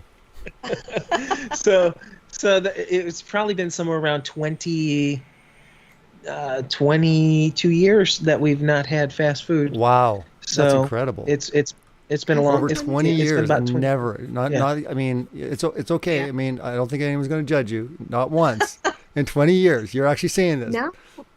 So Wow. Chris and I It's incredible. started dating 24 years ago. Isn't that crazy? Wow. We're really young. We dated super young in high school Well, no, then I take that back. It's been about 20. It's been about 20 years. because of our Long John Silver runs. Yes, 'Cause you guys of met. course. How old were you when you Yeah. met? How old were you when you met? I was 15. 15. Now you're going to make me say my age. People are going to do the addition. Oh, come on. I'm older than both of you, so don't worry about it. Wow. Yeah, I was 15. Wow. Yeah. That's Yeah. incredible. And I was 33. That was my Masonic tip to everybody. Just right. kidding. Which is I was not crazy that though old, too, and because that's exactly when Christ dies, 33 and the whole thing. So I mean, most people look at it from a evil point of view, but also there's a very profound thing with that number as well, right? So, anyways, we won't get into that Good number point. because people are Yeah, already. it was just a joke. Yes. I know, it's just a joke. I wasn't quite that old. I was only 26. So. No. You guys been married for 33 years. Do not mention it to anyone. Don't. No anniversary, nothing. Okay, on your 33 anniversary, nothing. Just skip it. Skip it. Well, the fast food question. So the hard part about our life right now is that we have very limited options to go to if we really want a fast meal. Yeah. So and this is, I think this is a great segue into what we deem is, everybody asks us this all the time. So then what is the how should we eat biblically? And so Liz mentioned, what we've come up with, which is what we call, a good biblical diet, a better, biblical diet, and then the best biblical diet. And so as we walk through that, and we can talk a little scripture here, the starting with the basics. The first thing that you want to do if you want to start walking according to what God has set aside, you start with those basic, simple foundations where you start to move towards, eliminating, unclean food from the diet. And don't do it just because you feel like you have to do it. Do it because you are starting to want to honor your body as a vessel. So if you're sick out there, here's the thing. For the last 10 years, I've been in customer service as high as vice president of a nutritional company. Okay? So I get to speak to thousands of people over this 10-year period. And when I do nutritional consults with people, they ask me what foods they should stay away from. Okay? Now, if I consult a Christian and I say the same thing to a Christian as a Christian, or I say the same thing to a Christian who's asking advice from a nutrition company, I get two different responses. Yes. Okay? If I said to somebody, first we're going to stay away from refined sugars. We're going to get off of inorganic food. We're going to remove gluten. We're going to remove dairy from your diet because it's highly inflammatory. People aren't coming to me because they're just having, I just want better health. No, they're coming to me because their diets have been killing them and they're causing major problems, digestionally, inflammation, pain throughout the body, because we're all dealing with something. Okay? And when I tell them, the final thing is get rid of your toxic meat. And we walk through that. And then I explain to them every single reason why, and all of them. They could be a Christian, pastors of churches. I consult pastors of churches, pastors' wives, deacons, elders, theologians. Sit there and say, I'm going to remove all that from my diet right now. Thank you so much for sharing all that with me. But as a Christian speaking to another Christian, the fight comes and the fight happens. I've not found one person to say, well, we can eat all that stuff. Once I share with them why you shouldn't eat any of that stuff scientifically and what has worked for people through a nutritional consult, I've never got one pushback from a pastor, from any of these people. Now, pastors now will hear me speak and they want to fight me theologically on this matter, while they're dealing with major health problems and obesity and problems and going, maybe I should just listen to God and not Chris. That's what I'm trying to tell you. Don't listen to me. Go listen to him. Okay? So if you're still fighting that, that's all I can tell you, is I have thousands and thousands of trials. So if I can go into a church and talk to somebody about biblical health and start and tell them about they shouldn't eat these certain animals, they will fight me tooth and nail. But if they came to me with a nutritional consult and I give them the same advice that I would tell them as giving them biblical advice, they would fight me. So I never say God told you this, and everybody's okay with it. It's only when we bring God into the picture. Wait a minute. Well, God didn't say that. Acts 10, Mark 7. What is wrong with you? This is what I get. And we fight, and I go to birthday parties, and people want to argue and fight with me. And we've done all of these things, Yet then they die of cancer 2 months later or 3 months later or a year later. And I sit there and go, why did you fight God? Don't fight God on these things. That's the true story. And that's an absolute truth story. I sat there and fought with somebody who fought for bacon and fought for eating unclean so hard that eventually, just a year later, died of rapid cancer. And you know, I'm not anything special. The words of men are foolishness. I am foolishness. Okay? I'm just trying to glean what my expertise in working in the nutrition field and what the Bible has to say, what Yahweh, God himself has said. You know, hey, you can, now it's your job to go and do the research yourself. Something different, and he leads you down a different path, so be it. But this is what I've experienced and what we have come to. So that's a good diet. That's a great start as long as you're doing it for the right intentions, because you're like, I want to honor my body to you, Lord. I want you to use me, not when I'm 20, not when I'm 30, not when I'm 40. You can be used all the way to 70, 80 years old, you know, because you have good health. We know people in their 90s who have been living a crunchy, healthy lifestyle where they're eating organically since, you know, you go back their whole entire lives, and they're living without Alzheimer's disease or medications in their 90s, without eating, you know, garbage disposal animals. They know this stuff. You know, people knew this stuff. They're eating more plants than me, and they're living longer. You know, these are the things that we're starting to see. So a good diet is this. Start there. Start with at least what the wisdom of the creator of this universe has to say. That's all I'm asking you to do.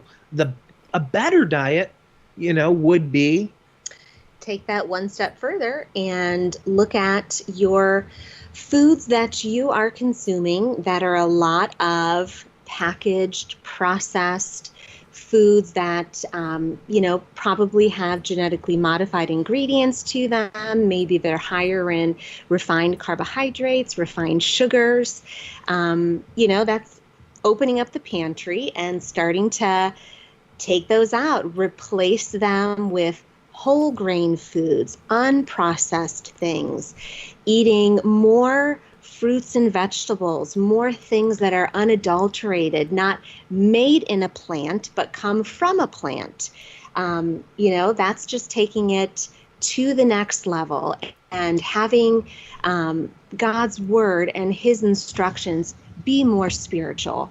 You know, as Chris mentioned, a lot of people just search for gelatin in their food, and they'll find a counterpart that doesn't have gelatin, but yet it's full of artificial food dyes, high fructose corn syrup, and, you know, give it to your children and wonder why they have ADHD and behavioral issues and potentially obesity. Well, it's all those other lists of ingredients, that mile-long ingredient list of all of your snack foods, all of your breads, all of the, you know, foods that make up your normal diet. And let me put it like this. You know, a lot of people use the argument is that God wanted his people to be peculiar and be set apart and be different, right? And so the Israelites had to be set apart and different. I'm not disagreeing with that, because that's absolutely true. Well, guess what was happening outside of the world was rampant in diseases, rampant in sicknesses, rampant in this.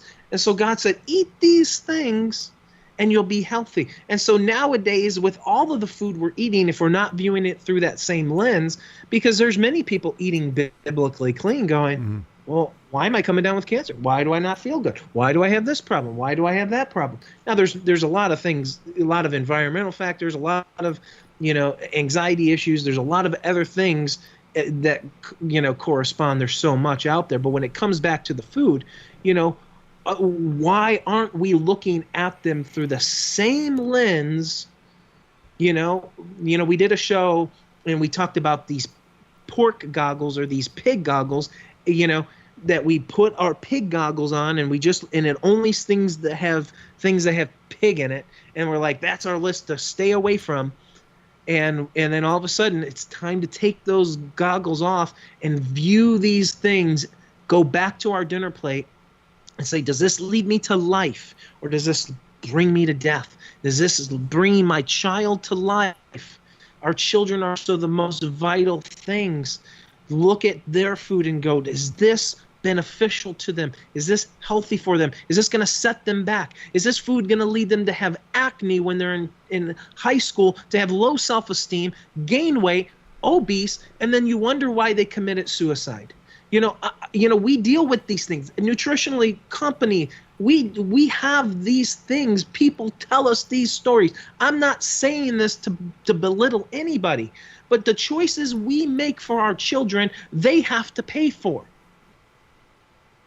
And it's unfortunate that our children as a whole are more obese than they've ever been. They will not have the same lifespan that our parents had. We look at our grandparents and how they grew up, and I still have grandparents that are getting close to their 90s. And I asked them, well, how did you eat growing up? They were in a rural part of Tennessee, so they lived off the land. They had massive gardens. They ate tons of fruits and vegetables. And only on the weekends did they have meat. They, had the fried chicken after church, but their diet was the majority coming fresh from the garden, as close to the vine as you can get. Very little packaged, very minimal amount of sugar. They just couldn't afford it. So, they are doing phenomenal at their age, but my parents, that baby boomer generation going to have that? No. Because right now, as the statistics stand, 1 in 3 people are going to be diagnosed with cancer in their lifetime, in that generation. And, we have the highest rate of heart disease, high blood pressure, high cholesterol, high triglycerides, all of that. And diabetes, those are all lifestyle-driven, diet-related diseases. They didn't exist way back when people were basically living out of their gardens.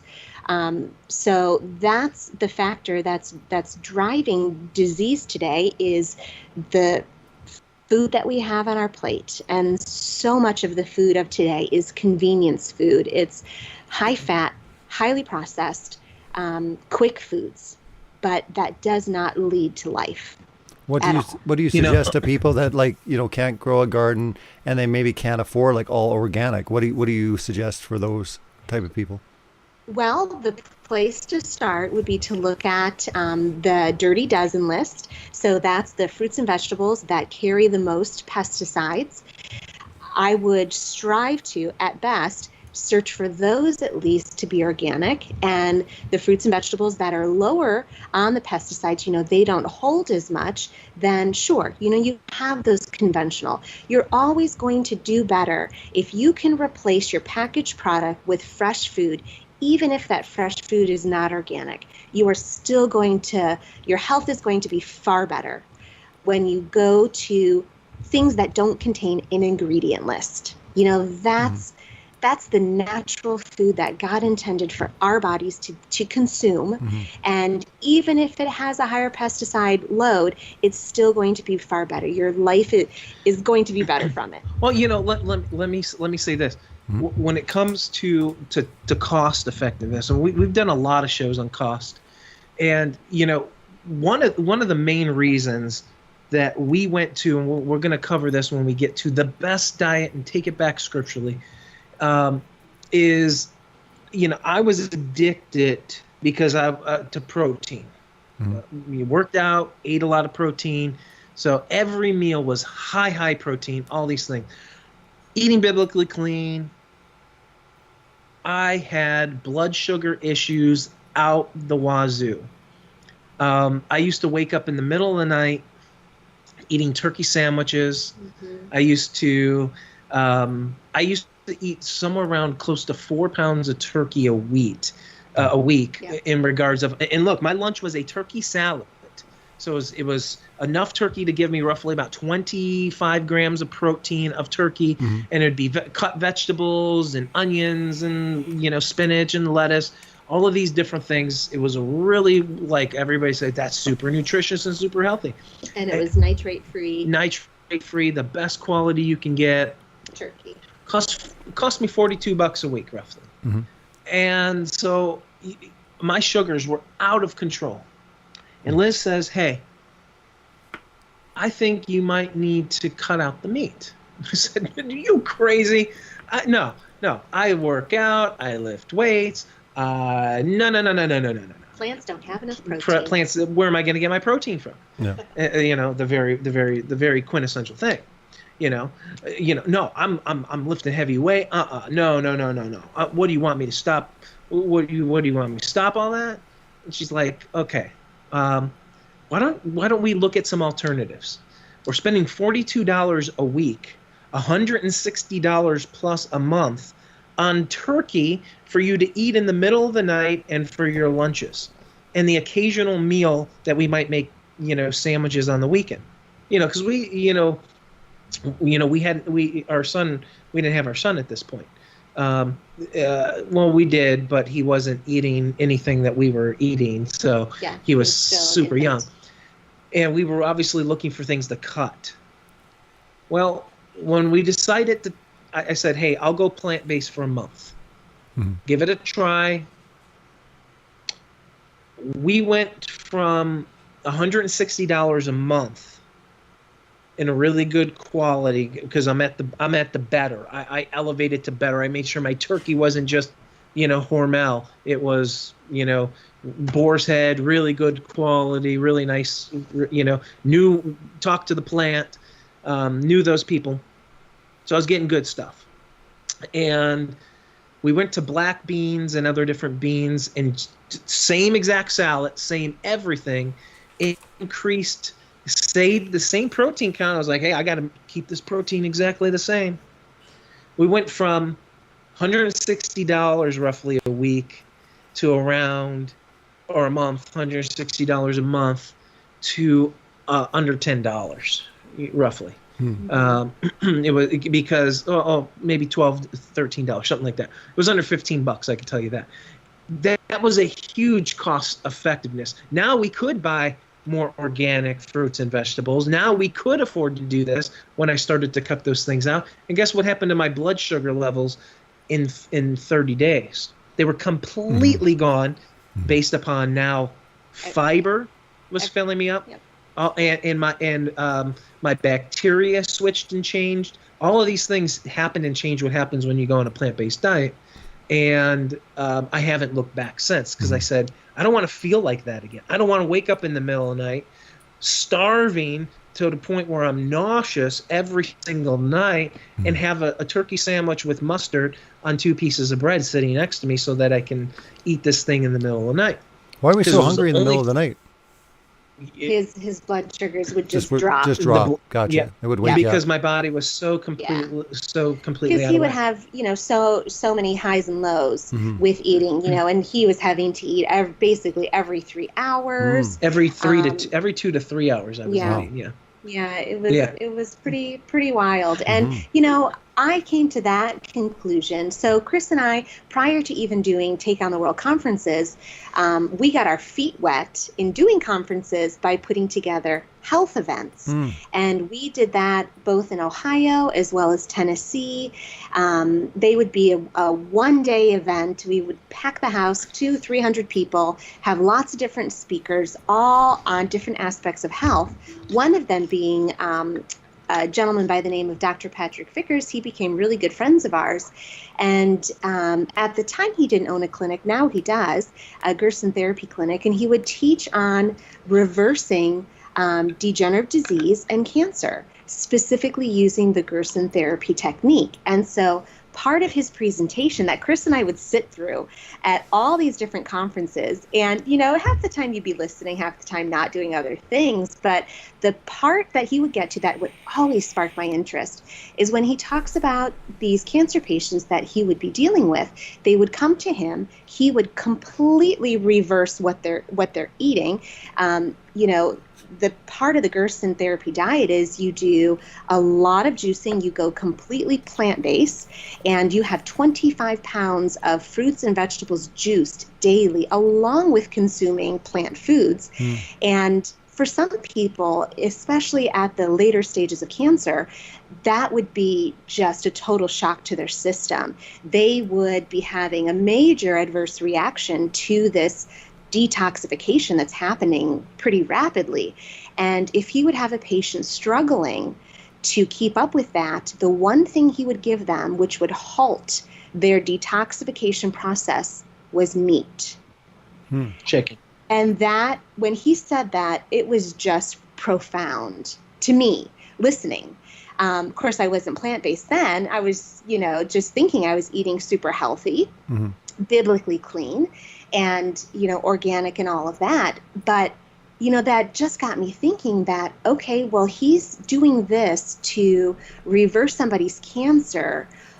I don't want to get to that even late stage of cancer at all. So why don't I start to eat that way to prevent it in the first place? And that's when we started to look at what would be considered the best diet, or where we would take it back biblically, as we say, hey, wisdom of men is foolishness. So Vickers saying that, we had to go, well, what does the Bible say about this? And this is where it can be a little controversial. But we believe it, when God speaks, he means what he says. And what the best diet is. Because we just talked about what a good diet is, what a formidable diet is. Nobody here is saying if you eat meat, you're in sin. Okay?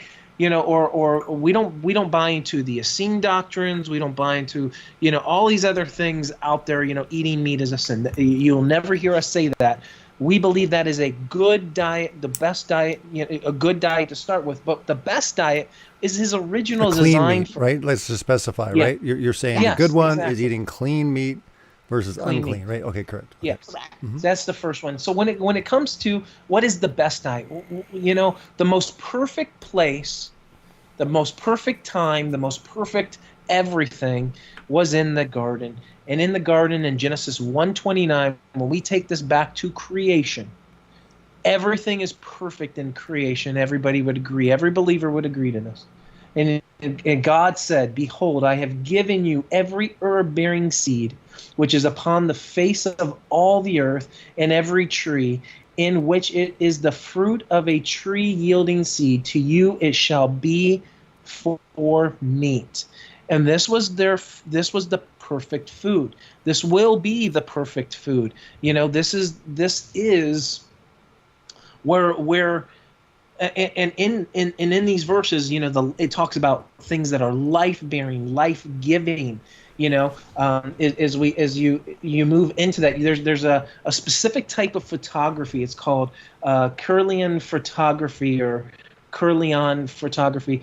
It is a collection of photographic techniques used to capture the phenomenon of electrical discharges, coronal discharges, and this form of photography reveals the life, the power, the raw power behind foods, revealing the power of its enzymatic activity, the enzymes that give things life. When we eat meat, when we eat cooked food, when we eat cooked vegetables, they are killed at 118 degrees and they are devoid of all life. They are dead. Those enzymes are dead. Thus, that food is difficult to digest, hard on the system. And these very things that God has designed, which give life, enzymes are, if you're talking about the things in our body that is equivalent to life, without enzymes, we die. Enzymes are so vastly important. And yet the very first thing is we're not even eating 5% of our diet raw anymore. We are so far removed from eating how we did in the garden when things were perfect. And now we do live in a fallen state, but our bodies haven't changed. And this is the process of life and death. Now, I will tell you, have they not changed, though? Have they not changed? I mean, from the fall, wouldn't our bodies have changed from that perfect state? Like, wouldn't there be things that would have taken place that would be, different than the garden? Well, the potential. Well, death came in for sure. But to say physiologically, would you say disease entered into the world at that point? Of course, disease entered into the world. All these things entered into the world. Mm-hmm. Our diets drastically changed. Things of this started. Men had to work and till for their food. There was a lot of changes that took place. Of course, obviously, we wouldn't know what physiological changes happened and changed.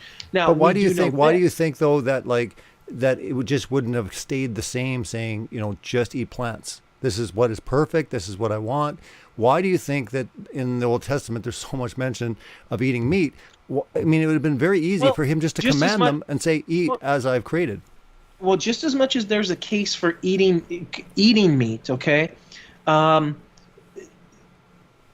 because meat is completely permittable, okay. Meat. This was what we were, why after the flood, we were to keep them alive, not only sacrifices, now eating. Why, everybody says, well, Noah got off and eat everything. Genesis 9:3, In all things Noah could eat, all the creeping things of the earth. He didn't eat pig. He didn't. Why? How do I know he didn't eat pig? Well, because it takes two to tango. If he ate one of those pigs getting off the ark, we wouldn't have pigs still today. That's proof and evidence. If you want to go back and look at it and then fight that again, right? Yeah. So we do know, right? So there is that evidence in that case, okay? Now, Noah, I believe he ate completely plant-based while on the ark, because that was the only food that would have stored and lasted that long. Would have been. Well, why wouldn't he pass that down, though? I mean, I'm just going with his argumentation, saying why wouldn't he pass that down to the family? Yeah, well, we have plenty of stories. We have evidence and stories throughout Scripture. Like, don't get me wrong. I think it's fine if it's a personal thing, right? But if we're going to make a biblical, this is the best biblical way you can do it, the argumentation, again, has to be solid, right? Sure. Yeah. Well, let's go right to that solid proof in that solid case, which happens to be, okay.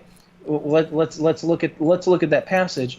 The passage is going right to, what we would say permissible, absolute, beneficial for every meal for all time. Well, let's take a look at this.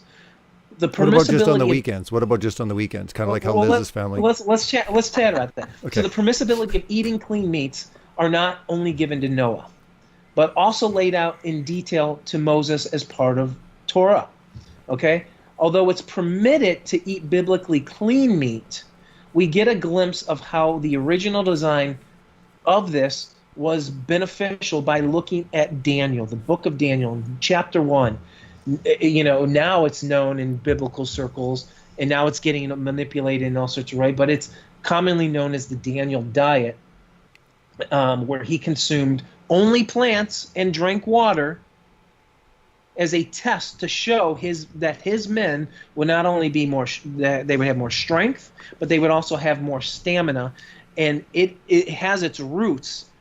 Its roots are rooted. So if we want to talk about where our roots lie, our roots go right back to the creation model where we both all come from, which is, right there. That is the foundations of all mankind. And here is that perfect diet of what we ate, okay? And here's Daniel giving an ode to that says, if my men only eat vegetables and only drink water, he didn't make a case here and say, well, my men are going to eat chicken while you're eating pork. No, he said, I'm going to eat only vegetables and only drink water, where they were drinking the king's the king's meat and the king's drink, which would have been wine, which would have been a influx of all sorts of meat, including clean meats. At that time, when we look at where all these animals, and all these things where they were predominantly at, you're looking at very heavy in all. There could have been clean. There could have been unclean. You're looking at, everybody says, well, no, they're just talking about unclean food here. No, this is a stance that he's making, saying, my men will eat vegetables only and water only, because he knows that eating this healthy way, and I'll take this back to another stance. You go on Netflix, go on Hulu, go on Amazon, go look up all the juicing documentaries. I'll show you. They're not eating meat. They're going right back to the roots of that garden and healing themselves with the power of the food that Yahweh has designed, which has healing life to it. Herbs, healing. Okay, we're not cutting off, chunks of meat and encapsulating and saying that, you know what, here, take this for that. Okay. Plants have the true life. Now, this is where that aspect of best comes in. I mean, we can even go into the New Testament and see a diet of, and this isn't a vegan diet, but this is an anti-meat diet. When you look at the diet of John the Baptist, okay, his body was a vessel for the Lord, ate off the land, ate honey and locust. Okay, but why did he eat honey and locust? Because he was out doing God's service and God's work. Locust didn't require work.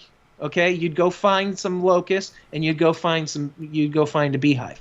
Okay, so it wasn't about, oh well, John the Baptist, he was out doing Yahweh's service and work. So this was his diet.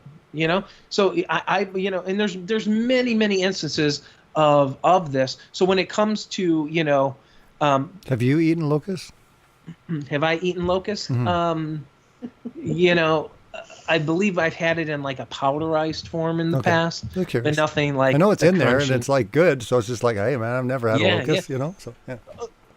I would say this is the best diet for one reason, is because there is healing and life in all of these things. Look, meat has some things that will heal for a season. They won't heal for a lifetime. They won't. People are going on a carnivore diet right now. It's a high trend, and you're losing weight, and blood pressure's going down. It's a season. Ketogenic diet. It's for a season. Give me. Because we're running out of time, and I want to get into Take on the World conferences and see if there's any announcements or exclusive updates you can give to the audience tonight. And I know you guys are probably going to have a biblical health session of some sort going on this year, correct? No. Probably not, because this year's going to be maybe maybe we would do a video. We would be part of the virtual. Sure. Well, it's got to be there. Well, this is what I want to say. Give me, and I'll make it easy for each of you.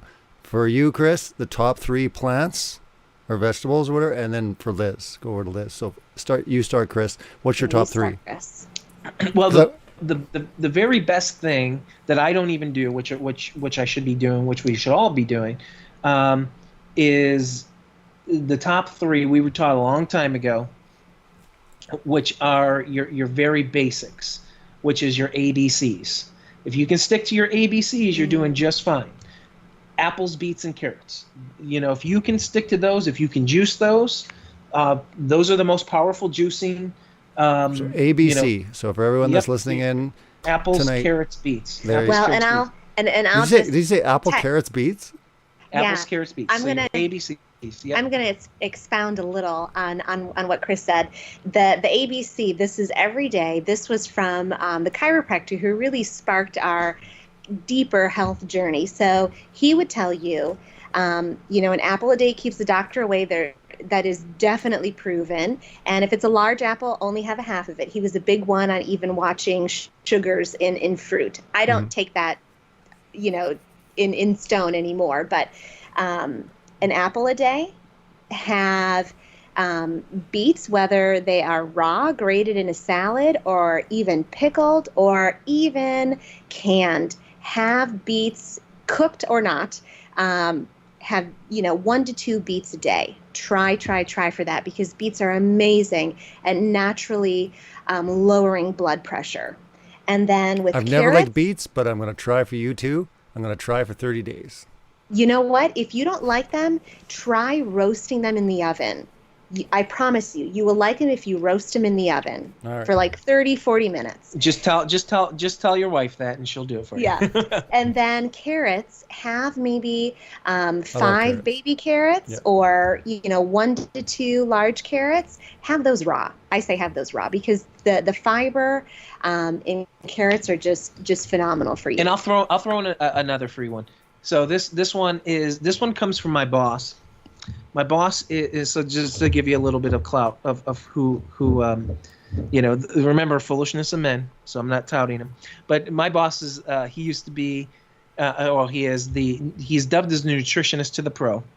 His name's Shan Stratton, and he has worked with every single major league industry out there, from baseball to NBA to NFL, even talking nutrition on a helicopter with Donald Trump, down to this was years ago, by the way, not President Trump, down to Hulk Hogan, to pretty much every single big shot that was out there, and he worked with Olympic athletes. And one of the things that we are so passionate about teaching is enzymes. All raw food has enzymes.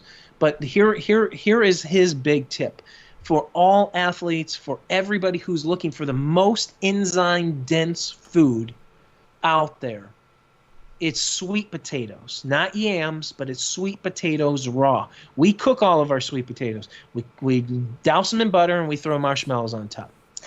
Hopefully you don't put gelatin in them. Well, that's at Thanksgiving time. Yes, right. And that's the only time people most eat people. Or French fries. True. Right. So this is the only way we're getting sweet potatoes, or babies are getting it very puree. Sweet potatoes raw. You dice them, cut them like a carrot. Like a carrot, or you can cut them in circles like a potato. Mm-hmm. But those are the most enzyme-dense food.